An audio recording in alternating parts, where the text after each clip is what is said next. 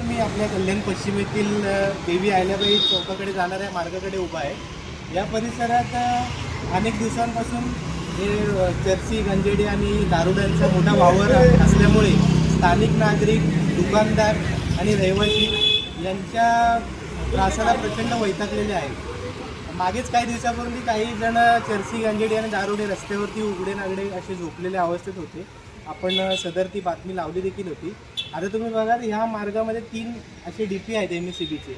या DPची झाकणं जी आहेत ना, हे कचरेवाले किंवा हे दारू पिणारे इथे रात्री झोपतात आणि इथे गस्त घालतात आणि रात्रीच्या वेळी 2:30-3च्या सुमारास हे असे बऱ्याच ठिकाणचे DPचे असे चालू लाईन आहे, याचे बॉक्सचे झाकण काढून घेऊन जातात. असं बघायला गेलं तर ऊर्जा विभागाला आणि पोलीस प्रशासनाला विनंती आहे, हे जे काही चोरी करणारे जी लोक आहे हे आपल्या सगनन चौका परिसरात पण बसलेले असतात.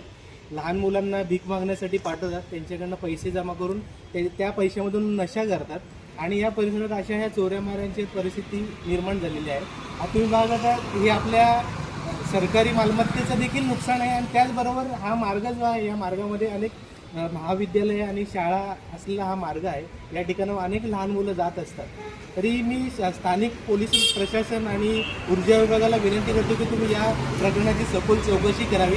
असं बघायला गेलं की या कल्याण शहरामध्ये असे शेकडो डबे आहेत. कोणता भंगारवाला हे डब्यांचे झाकण घेतो, ही कोण लोक आहे, यांची सखोल चौकशी करावी.